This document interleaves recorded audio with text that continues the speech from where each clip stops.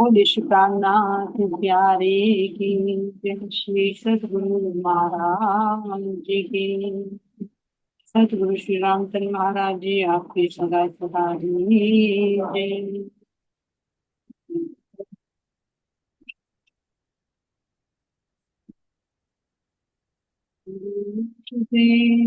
भजना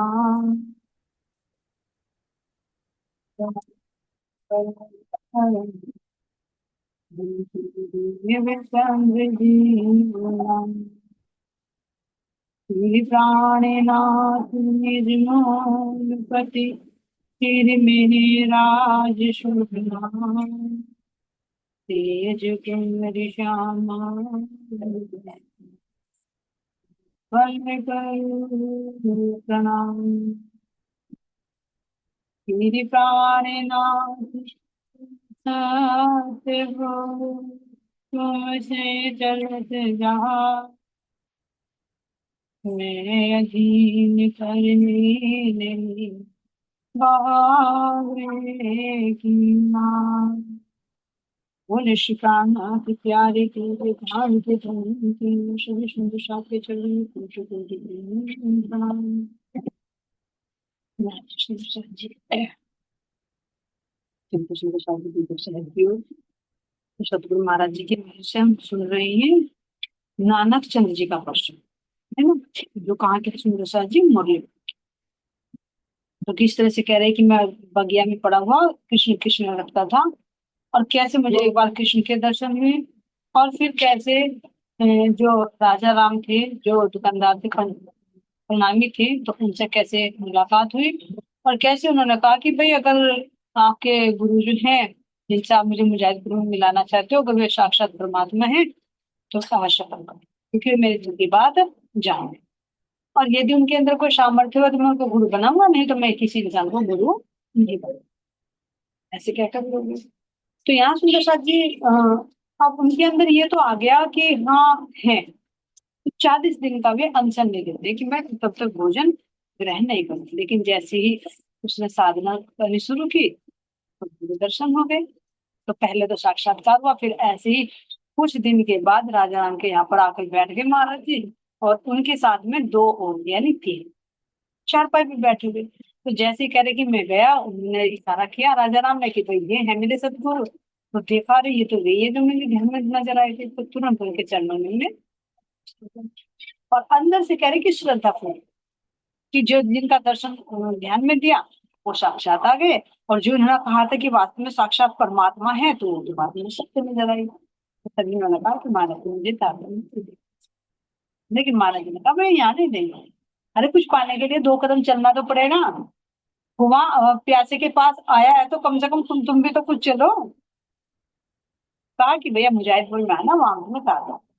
तो उन्हें बता रहा कि जैसे ही वहां पर गया तो उन्होंने मुझे तारतम दिया, जैसे ही उनके मुख से तारतम निकला तो मुझे साक्षात श्री कृष्ण रूप में नजर। क्योंकि पहले भी कई बार अनुभव हो चुका था।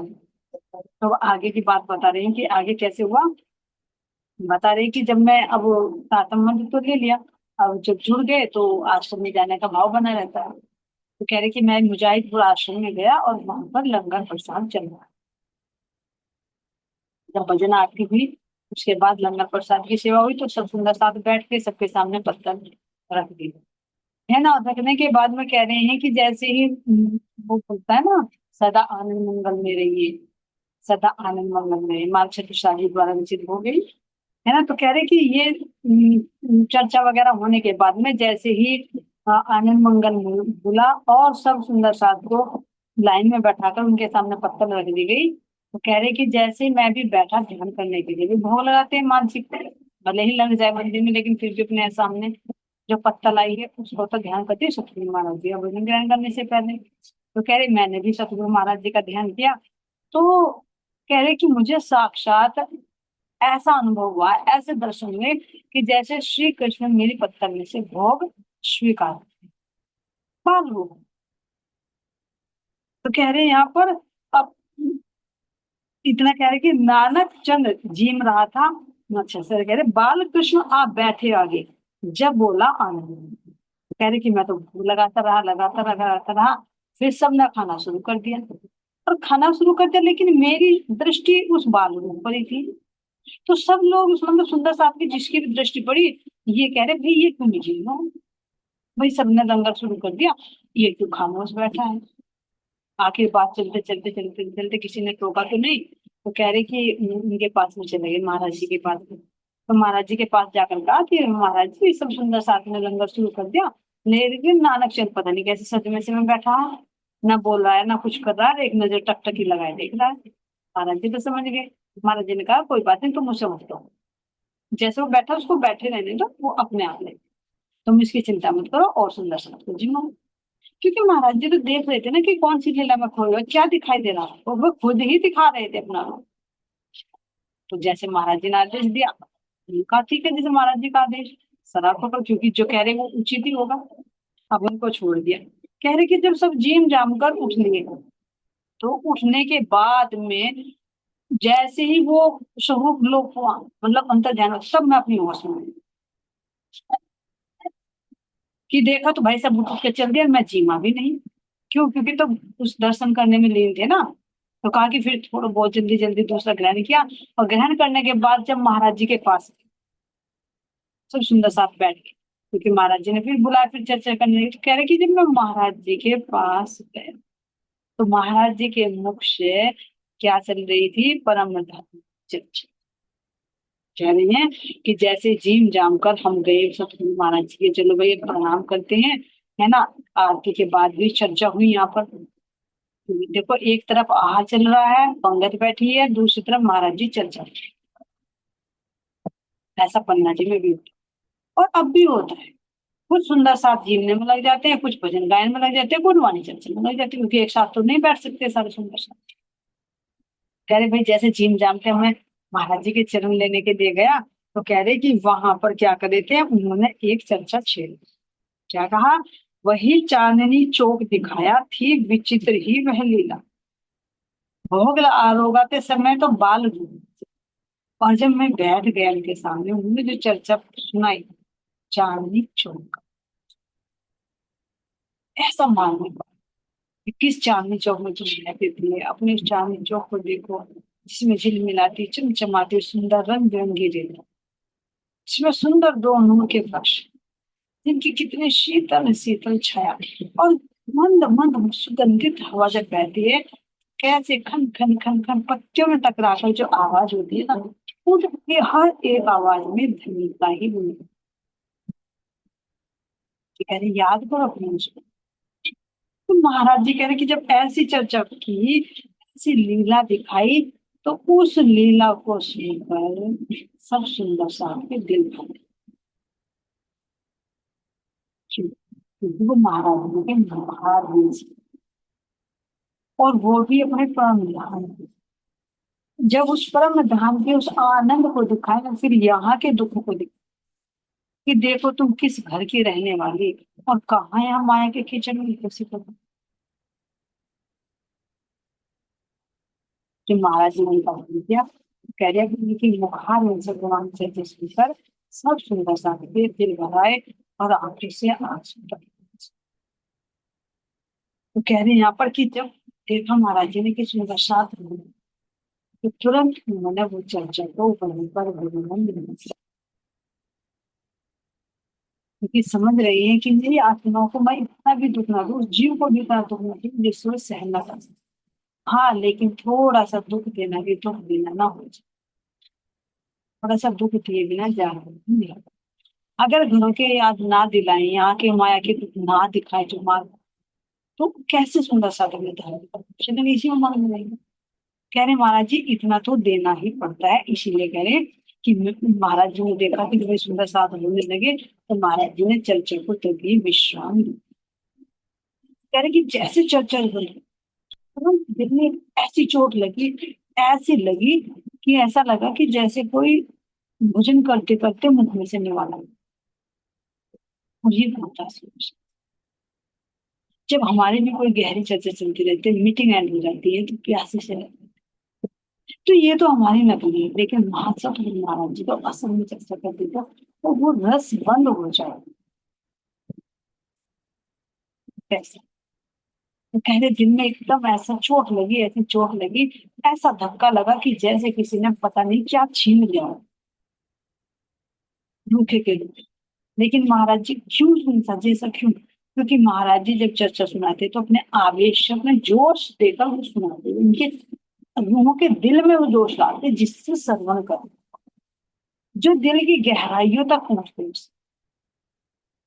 और वो एकदम झटका लगे, एकदम बंद हो जाए तो झटका तो लगे। ऐसे कह रहे हैं कि तड़पन रही बहुत तक को, वो बस ख्यालों में रह गई। जो महाराज जी चांदनी चौक का वर्णन कर रहे थे और करते करते जब गए, तो बस एक ऐसी ऐसी व्याकुलता दिल में आई कि एक तड़पन सी ही रह गई।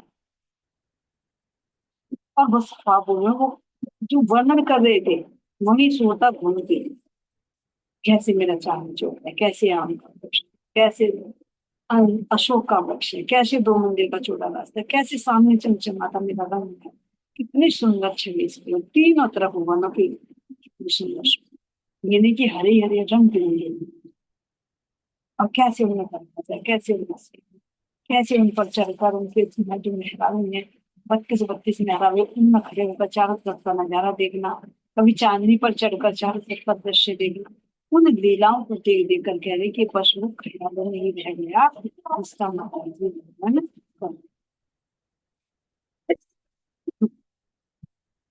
देखिए ऐसे महाराज जी के साथ में मुझे कई बार अनुभव में, और मैं वही मुजाहिद भी रही। लेकिन धीरे धीरे धीरे धीरे गुरु महाराज जी के जैसे खेत बरसती रही, उन्होंने मेरा सेवा भाव को देखा, तो उन्होंने मुझे मुरलीपुर का जो मंदिर था वही सेवा में नियुक्त किया कि भाई तू वहां जा, यहाँ तो है सेवादार, अब तू पक्का हो गया, तुझे वो रस पिला दिया, अब तू लोगों को भी पिला जा, बस सेवा भाव समाज। तो जो मुरलीपुर में मंदिर बना हुआ था वहीं पर कह रही कि मुझे पुजारी के घर पर नियुक्त कर दिया। अब वहां का क्या अनुभव बताए कि एक बार वैसे तो देखो सबका टाइम टेबल हो, लेकिन घर में तो आगे पीछे हो जाता है, लेकिन आश्रम में नहीं होता। वो तो निश्चित समय कि अगर 6 बजे आरती होनी तो होनी है, 11:30 बजे भोग लगना है तो लगना, 3 बजे उठापन होना है तो होना, ताकि बाहर से आने वाले सुंदर साथ के कोई प्रॉब्लम ना हो। घर में तो आगे पीछे हो जाता है, तो हम जैसे घरों में पहले होते हैं ऐसे हम 10 संस्कार होते हैं। तो ऐसे करे कि मैं एक बार जब सेवा में था वहां पर, तो सुबह की आरती वगैरह करके है ना, 11:30 बजे भोग लगाकर अपना जो चूल्हा चौका था सब साफ करके, क्योंकि पहले तो लकड़ियां ला लाकर चूल्हों पर ही भोजन बनता था। अभी तो ये चल गई, लेकिन पहले तो अधिकतर चूल्हों पे ही बनता था। देखो पन्ना जी में भी कैसे सुंदर साफ लकड़ियां काट काट कर लाते थे, वो बड़े बड़े चूल्हे बनाकर जो बड़े बड़े लोग चढ़ाते थे। तो सोचो सुंदर सा कितना परिश्रम था उससे, और कहीं कुआं सा पानी भरना, कितनी कसरत है। और हम जैसे तो अभी जाते हैं तो देखते हैं, अगर बाथरूम में घूम ले लेंगे आश्रम में जाकर, वहीं पर पानी की सारी सुविधा, गर्म पानी चाहिए गर्म, ठंडा चाहिए ठंडा, है ना, कहीं कुओं से नहीं खींचे। और सही पूछे तो उन टोंटे पर भी लेते लेते फिर भी कद्दू की तरह मुड़क जाते हैं। अगर बाई चांस हमें कुएं में खींचना पड़ता तो कुएं में से निकालते निकालते मारा देते देखते कि इनके बस। तो कितनी सुविधा है, पंखों की हवा भी लिए, अब तो एसी की सुविधा है। लेकिन पहले क्या करते थे सुंदर साथ महाराज जी भी पंखों से हवा करते थे, और आपने देखा ना बाईजुराज महारानी का पंखा देखा वो वहां पे मुझे,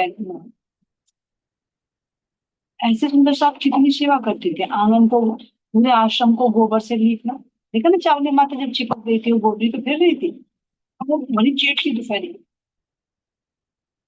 तो कितना परिश्रम करना पड़ता था उसमें। लेकिन हम जैसे काम तो जरूर बाकी, अरे हम कहाँ करें इतना, हम तो अपने घर में जाकर कर लेंगे, इससे अच्छा तो इतनों का करें। तो ये आश्रम यही नहीं होता सुंदर, जैसे हम चले जाते हैं मेहमान की तरह जाते हैं, और सही पूछे तो नहा धोकर फिट फोट होकर अपना बैग बैग लटका कर मैमो की तरह घूमते हैं, घूम घाम कर आ जाते हैं। और घर में आके वो बंधन बन जाते हैं, यहाँ पर कहीं झाड़ू लगा कहीं पोछा आते शुरू हो जाएंगे। क्यों ऐसा? क्योंकि यहाँ में लगता है कि अपना है, वहां लगता है कि सपना। जबकि ये विचारधारा बदलनी चाहिए, हमें वहां भी वही भाव रखना चाहिए कि मेरा अपना घर है। चाहे कोई भी छोटी सेवा हो, चाहे बर्तनों की सेवा हो, झाड़ू की पोछे की, तो वास्तव में बेझिझक कर लीजिए। ये हमारे अंदर त्रुटि है अभी। और अपनी त्रुटि को स्वीकार करना कोई ये नहीं है कि भाई कुछ हम छूटे हो जाए। सेवा से तुम पाओगे, तन की भी सेवा, धन की भी सेवा, मन की भी। संस्कार तो बदलने पड़ेंगे। अगर नहीं बदलेंगे तो ऐसा ही होगा जैसे अब हम श्रवण करेंगे प्रसाद जी की भी श्रवण करेंगे अभी। नानक चंद्र कह रहे भैया मैं मंदिर में लगा नहीं तो कर दिया। सुबह के टाइम चूल्हे पर भोजन वोजन बनाया, भोग लगा दिया 11:30 बजे। सारा चौका बर्तन वगैरह फिट करके आराम से मैं, ये तो दोपहर हो गई तो आराम करना है। तो कह रहे कि जैसे ही मैं सब कुछ काम फिनिश करके लगा के राज्य को भी विश्राम कराकर लेट गई, तो तभी दरवाजे से आवाज, दरवाजे से कैसे आवाज आई कि भाई हमें भोजन चाहिए, हम भूखे हैं। एक व्यक्ति ने उसने दरवाजा खटखटाया और खटखटा कर कहा कि बाबा जी हमें कुछ खिलाओ, भूखे। अब सोचिए इनकी जगह अपने आप को खड़ा करके एक बात तो जरूर आई, ऐसा ही इनके हुआ है। इन्होंने जैसे ही अंदर से आवाज सुनी तो कह रहे कि भीख मंगे पता नहीं कहाँ कहाँ से आ जाते हैं, चलो भागो यहाँ से, यहाँ नहीं गई। अभी तो चौका बर्तन करके भोग लगा के अभी तो लौटे, सुबह से लग रहे थे, 4 बजे से उठ रहे थे। और इनका भीख मंगों का कोई टाइम ही नहीं है, जब जिस टाइम देखते हैं उसी टाइम आ जाते हैं। चलो भागे किसी और घर पर मांगो, यहाँ नहीं मिलेगा तो खत्म हो गई।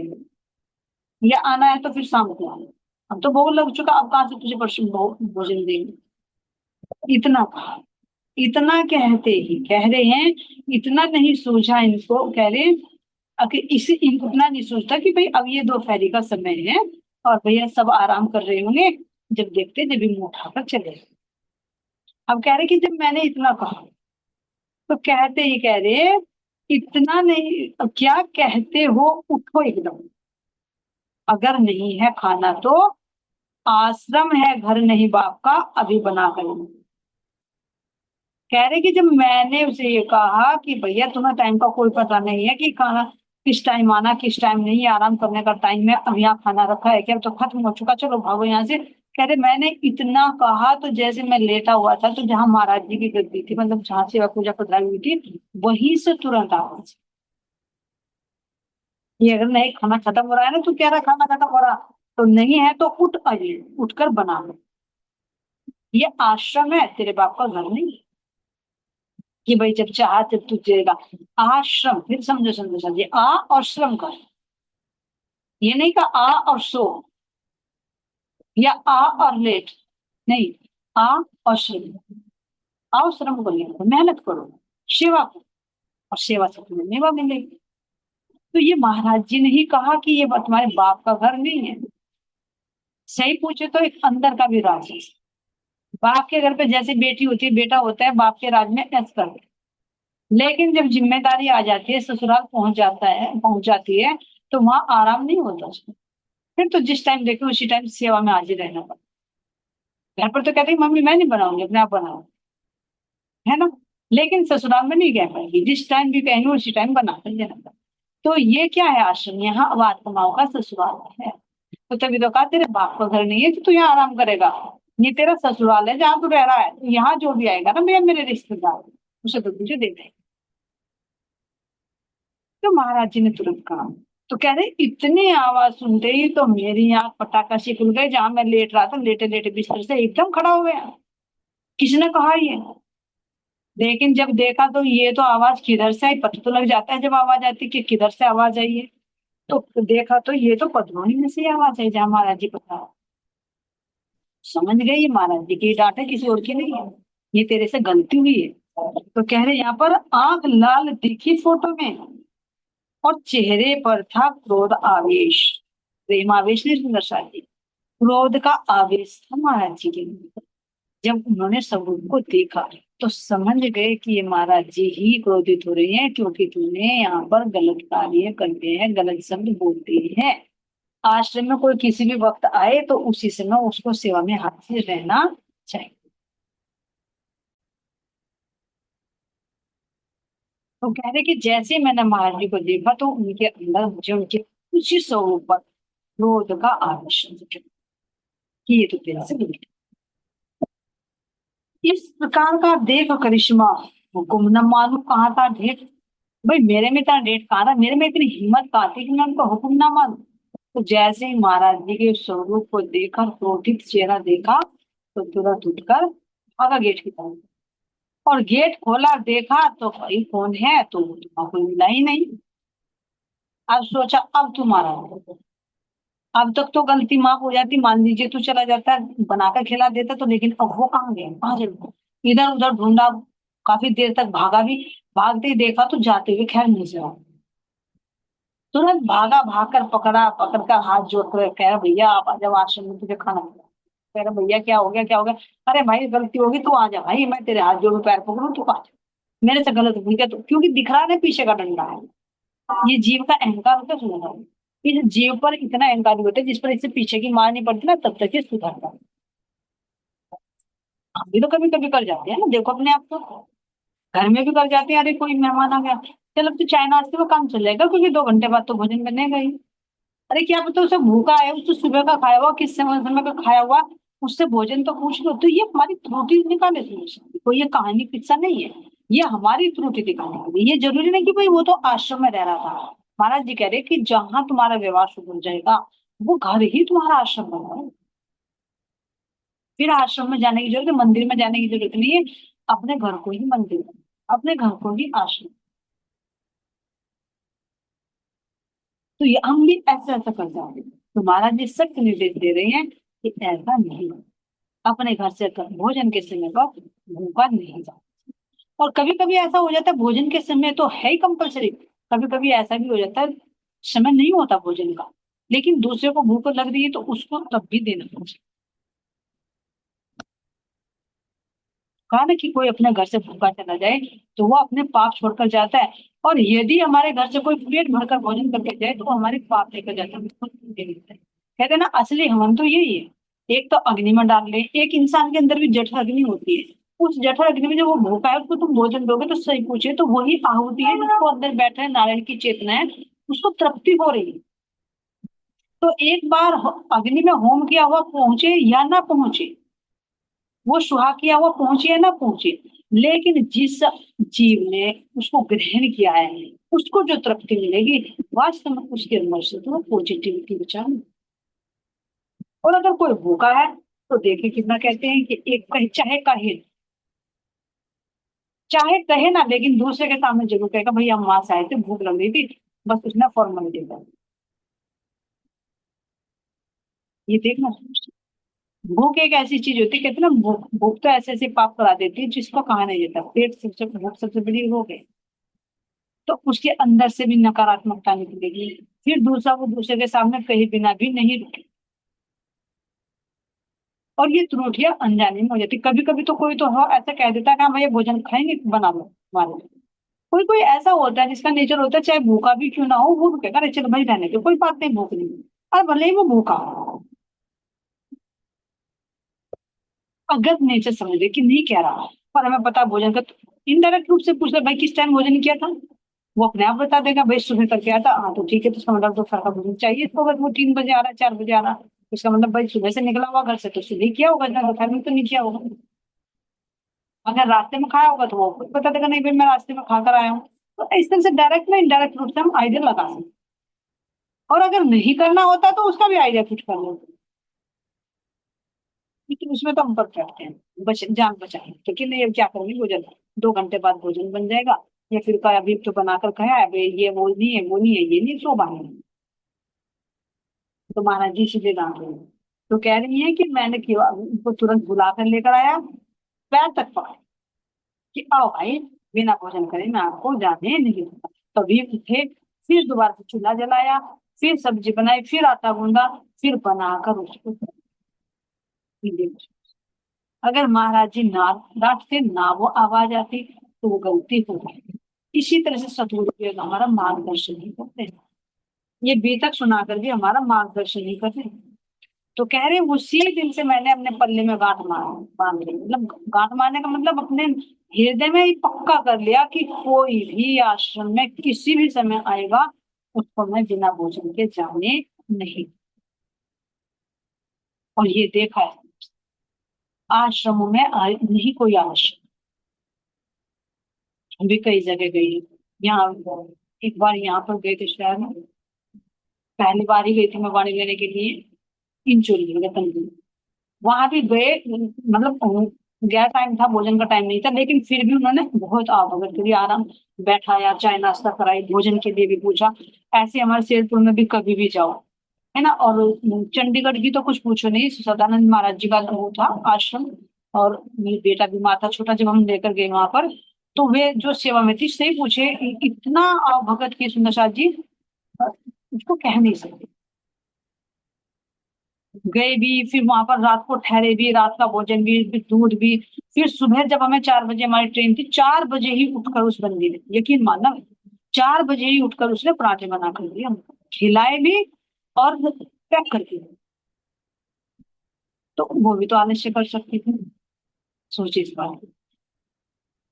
ऐसे सूरत मोटा मंदिर में भी बहुत बहुत सेवा पा, हम गलत टाइम पर गए, लेकिन फिर भी उन्होंने भोजन करा के अपने घर पर भी ले जाकर आम भी खिला, भोजन भी करा। तो ये सुंदर साथी हमें शिक्षा मिलती है, तो जो सुंदर साथ इतने चल रही है ना, इतनी सेवा भावी है, तो हमारे अंदर भी उत्रुटि नहीं होनी चाहिए। मैं तो ये कहूँ कि अगर मेरे अंदर भी है तो उसे मैं निकालने की कोशिश। और उसमें यही नहीं सुंदर साथी, चाहे कोई भी बंदा है, क्योंकि भूख सबको लग रही है, चेतना सबके अंदर, कोई अपना रिलेटिव हो, कोई अपने जानने वाला हो, कुछ भी हो। ये महाराज जी हमें इस प्रश्न से शिक्षा दे रहे हैं। तो उन्होंने कहा कि मैंने उसी दिन से कर ली कि कोई भी, अब ध्यान देना सुंदर साथ जी, भिक्षुक था ये, भिखारी था, ये नहीं कि कोई आश्रम में आने वाला था, कोई महंत संत था, भिक्षुक था। और भिक्षुक को तो हम ऐसे ही निकाल देते हैं, तो पता नहीं किस रूप में आकर। सतगुरु महाराज जी हमारी शिक्षा। तो अगर भिक्षुक भी आकर भोजन मांगता है ना, उसे भी नहीं कहना चाहिए कि भाई चल तू भाग, तो भीख मांगा, तो ये तो गलती की ना, कि भीख मांगे पता नहीं किस किस टाइम से आ जाते हैं, आकर कुंडी बजाने लगते हैं, इन्हें पता ही नहीं, है ना। और ये गलतियां हम अधिकतर कर जाते हैं, क्योंकि अब अगर अपना सगा संबंधी है या कोई अच्छी पोजीशन में, तो आ भैया, चाहे हमारे पास टाइम ना हो रिलेटिव, तब भी हम कह देंगे हाँ भाई आ गए। और कोई गरीब सा होगा, कोई भिख मंगा होगा, तो उसे ऐसे ही कर देता है। तो महाराज जी दिखा रहे कि चाहे छोटे से छोटा भी हो, उसका भी आदर सम्मान। तो जैसे आश्रम में, ऐसे ही हमारे घर में। तो सबसे महाराज जी के कई अनुसार हम चले, तभी वेद तक का श्रवण करके भी शामिल। यहाँ कह रही है, उनकी रूप माधुरी पर में बाग हजारों निरीक्षण, उनके सुंदर स्वरूप पर, उनकी मेहर पर मैं अपने आप को बारंबार पूछूं कि ऐसे सतगुरु की क्या महिमा गाए, जो हमें पग पग पर हमारा मार्गदर्शन कर, जहां भी हम गलत रास्ते पर चलते हैं, वहीं हमें वो मार्गदर्शन करके दिखाए। जिस प्रकार हमको अपनाया, यूं ही कृपया रखना हम पर, नानक की प्रणाम व प्रीतम, रखना अपने चरणों में। कि जिस तरह से आपने हमको अपनाया, अपने ऐसे ही अपनी कृपया अपनाए रखना, और हम सबका प्रणाम प्रीतम अपने चरणों में स्वीकार करें, और अपने चरणों में हमें नमन करें, ये सबकी अच्छी। तो ये सुंदर शाह जी, इस प्रसंग से यही हमें शिक्षा मिली। एक तो पहले ध्यान देना, इसको फिर रिपीट कर दें। एक तो शुरू में उन्होंने बताया कि मैं अपने बगीचे में अपने आसन पर बैठकर कृष्ण कृष्ण नाम, लेकिन गुरु न धाने के कारण मैं जगह जगह जाता भी नहीं। तो जब गए, तो जब भी भविष्यवाणी आकाशवाणी आ गई कि यहाँ ये श्री कृष्ण का मंदिर नहीं है, शिव का मंदिर है, जा वहीं बैठ अपने आसन। तो क्या शिक्षा दी कि एक श्रद्धा भाव में, एक दृढ़ निश्चय कर अपने एक आसन पर बैठ जाओ, तो सतगुरु महाराज जी जिससे हमारा नाता है, वो आकर खुद। लेकिन ये नहीं है कि भाई हमें ध्यान भजन छोड़ दे, खाए पिए मस्ती करे, जिसका है वो ले जाए।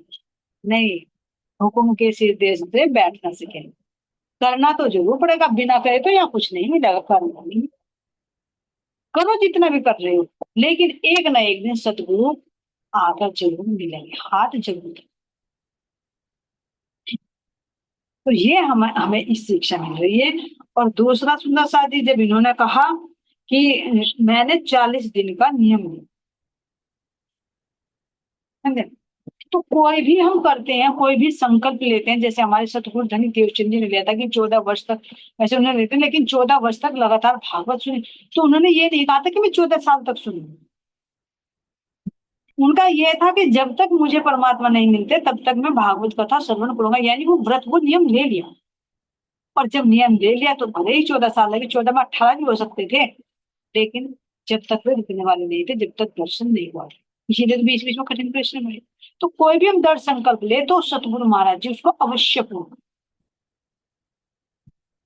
जैसे इनका कि 40 दिन हुए ही है, और पीछे हमने राजकर्णी का भी सुन, देखो राजकर्णी ने भी कई बार लिया, पन्ना जी में भी लिया, पहले भी लिया, लेकिन 20 दिन 21 दिन का लिया था, 14वें दिन ही महाराज जी के दर्शन हो गए थे। तो जब हम कोई निर्णय ले लेते हैं ना, तो बाधाएं तो जरूर आती है, लेकिन उसका परिणाम भी मिलेगा। अब ये देखिए सुंदर शाह जी, तीसरा प्रश्न इन्होंने ये दिखाया है कि किस तरह से जब हम भोग लगा रहे हैं तो किस तरह से मुझे सतगुरु महाराज जी नजर आए, फिर जब चर्चा वाणी सुनाई तो कैसे मेरी सुविधा प्रबंध होनी चाहिए। तो जब हमें वो आनंद मिलता है तो ये इसका एहसास ये करे कि जब हम किसी शब्द के माध्यम से या अपने ध्यान के माध्यम से शब्दों से उठकर हम जब भी शरीर से शून्य हो जाए तो समझे हमारी वहां सुविधा रखी। जब एकदम झटका, या तो नींद की झटकी लगे या कुछ ऐसा झटका लगता है, तो ये लगता है हमें कभी कभी तो कि हम जैसे सो गए, लेकिन सोए नहीं, वो ध्यान अवस्था का जो इनको था। कि जब महाराज जी चांदनी चौक का वर्णन कर रहे थे, एकदम धक्का लगा, एकदम आंख में फिर आंसू आ आए। क्यों? क्योंकि जीव को भी जो रस मिल रहा था ना, वो रस उसका छिल गया। और चौथा तो ये विशेष है सुंदर साहब जी, जो हमारा डेली रूटीन है, अपने घर पर कोई भी बड़ा हो या छोटा हो, चाहे उचित टाइम पर हो चाहे अनुचित टाइम पर हो, अगर वो भूखा हो तो उसको भोजन अवश्य। तो ये तो बाहर का भोजन। इसके साथ साथ में महाराज जी क्या देना चाहिए? अंदर का, अंदर की शिक्षा। कि यहाँ एक शरीर से तो तन से तो छका आती, फिर भूख लग जाएगी, पेट भर जाएगा, फिर खा लेते, लेकिन उसको अखंड, उसकी आत्मा का आहार भी दो, उसमें भी आलस्य नहीं कर। कोई सुंदर साथ किसी समय आ जाए, अरे भाई अब मेरे पास टाइम नहीं है ना, अब मेरे पास टाइम नहीं नहीं, जब आया है तो उसको सुनाओ। और वो जो कह रहे कि भूखा है, तो उसके आत्मिक खुराक भी पूछ ले, भाई क्या खजाना तेरे पास, क्या है, कहाँ का संबंध है, इतनी भी बात जरूर करते। तो यही कहना चाह रहे महाराज जी कि उसको आत्मिक खुराक भी दे दे, क्योंकि यहाँ पर सब भूखे ही, इच्छा सबके है, भले ही उसके कर्म आड़े अड़ते हैं, चलने नहीं पाता वो, लेकिन इच्छा जरूर होती है। कह रहे महाराज जी मान रखते कि कोई अपना बुरा नहीं चाहता, लेकिन उसके कर्म उसके आड़े अड़ते हैं। लेकिन एक बार तो जरूर दे दे, ना जाने किसके भाग्य उदय हो जाए, किसके कर्म का सत्कर्म सामने आ जाए, और वो एक शब्द को सुनकर ही जाए, चाहे कोई अमीर हो चाहे कोई गरीब हो, चाहे कोई कैसे, एक बार तो उससे चर्चा जरूर कर ले, उसकी ही पूछ ले, अपने ना सुनाए। धीरे धीरे उसके अंदर इच्छा होगी, जिज्ञासा होगी, तो तो ये आत्मिक आहार देने में भी आलस्य ना, कि भाई मेरे पास अब समय, पहले और काम बाद में, पहले वो खाए, जैसे भोजन के लिए बताया ना, और काम बाद में, पहले वो खाए। तो अगर हमें लग रहा है जिज्ञासु है, वो कुछ पूछने के लिए आया है, तो और काम बाद में, पहले वो खाए। एक तो ऐसा हो सकता है चलो भाई कुछ काम को हम बाद में कर सकते हैं, मान लीजिए अगर कॉल आ रही है, हाँ भाई मैं 5 मिनट में करती हूँ, ये तो जायज है। लेकिन कोई अनजान आया है, उसको वो पूछ रहा है, पता है हमें वो बाद में आए ना आए, या 1 महीना बाद आए, 2 महीना बाद आए, पहले उसको समय दे। कभी यात्रा में भी हो जाता है, कहीं आश्रम में भी हो जाता है, मिल रहे हैं, तो हमें पता कि भैया सोने का टाइम, अरे नहीं सोते तो घंटे रहते, जब सोएंगे आप सुंदर साथ से चर्चा करो ना, डिस्कस करो ना, कुछ लो कुछ दो ना। तो ये आत्मा है। तो महाराज जी कह रहे कि यहाँ सोना नहीं, मन से भी सेवा, यानी जागो और जगो। सोना नहीं कि सोने का टाइम है भाई, आराम का टाइम। ये सुंदर साहब जी हमें इस पर्सन से, नानक चंद से ये शिक्षा मिली। अब आगे पर्सन चलेगा सुंदर साहब जी, श्री सुमेर सिंह पुत्र जयराम, ये भी मुरलीपुर की। ये भी मुरलीपुर के ही है। तो ये कह रही है कि निश्चय दुनिया नहीं किसी की, यह हमने उस दिन जाना, चरण श्री सतगुरु जब पाए, आत्म ने उस दिन। कह रहे निश्चय दुनिया नहीं किसी, निश्चय करके गए कि क्या ये दुनिया है किसी की। फिर अनुभव करो, फिर जब मैं सुनता हूँ, अब मैं ठीक है, मुझे ये जीव मिला हुआ, ये तन मिला हुआ, ये घर मिला, ये पति बच्चे पत्नी घर परिवार ये मिला है, आखिर में क्या है और कौन है? ये शरीर भी मेरा अपना नहीं है, ये भी छोड़ दीजिए। सही मायने में पूछे तो इसके अंदर जो जीव है ना, ये भी मेरा नहीं, ये भी बहिष्ठ में रह जाएगा, मैं तो अपने मूड में से ले अपनी तरह। तो सोचे यहाँ पर फिर कोई किसी का नहीं है, केवल है तो अपने धाम। कह रहे यह हमने उस दिन जाना, कब जाना? जिस दिन सतगुरु के चरण, आत्म ने उस दिन माना। बार बार कहते तो यहाँ है सुंदर साहब जी, मानना जानने में बहुत अंतर होता है। कहते तो हमारे कोई नहीं अपना, ये कौन है इसमें जो, लेकिन फिर जाकर मुंडी मारते हैं, फिर वो डंडा मारता है, फिर रोते आते हैं, और कोई नहीं, कोई नहीं अपना। फिर जाकर करेंगे हाँ मामा जी, हाँ बुआ जी, हाँ भैया जी, फिर वही करेंगे, फिर मीठे बनेंगे, फिर वो डंडे मारेंगे, फिर महाराज जी की तरफ को भागेंगे। तो यानी ये जानना तो है लेकिन माना नहीं, अंदर वो दृढ़ता नहीं। ये बार बार लट क्यों पड़ता? इसको केवल कहना और मानना नहीं, अंदर में महसूस भी, देखना कि आप कोई किसी का सब देख, केवल है अपने धाम की आत्माएं और मनुष्य। और उनके अंदर भी कौन बैठे? मेरे धाम के। नहीं तो अगर कहे कि उनका तन वो भी मेरा तन, उनका तन अपना नहीं है जिस पर मेरी रूह बैठी है। ये कहे कि वो जीव भी मेरा अपना, जब मेरा जीव अपना नहीं है तो दूसरे के अंदर बैठा जीव जीव मेरा कैसा होगा? ये भी आप हो, केवल आत्मा से आत्मा है, और आत्मा वो ही धनी की सब अंग है। तो कब जानते इस बात को? जब हमें सतगुरु के चरण प्राप्त, उनकी चलनी में, जब प्रेम रूपी मार्ग पर चलते ज्ञान, तब हमें इस संसार की वास्तविकता नजर आती, जब हम उसको आत्मिक चक्षुओं से देखते। और जब तक देखते नहीं, दृष्टा नहीं, जब तक करता है, तो तब तक लगता है कि ये भी मेरा और ये भी। और जब कुछ मार पड़ती है तो तब कहते हैं है ही नहीं तुम्हारा। खून के रिश्ते को कहते हैं तू मेरा लगे क्या, तेरा मेरा आज से संबंध है। लेकिन कुछ एक दो महीने बाद देखे, फिर उसे भूल जाते, फिर उसी रंग मान देते, ये माया आवरण डाल देते विषय पर, फिर उसको भ्रमित कर देते। ये माया का खेल, फिर अपने लगने लगता है। ये देखो छलनी माया, सत्य निकल कर आती है लेकिन उसको फिर दाब देती है, फिर मौका आवरण डाल देती है। निरअक्षर हम समझना कुछ भी, समझ मगर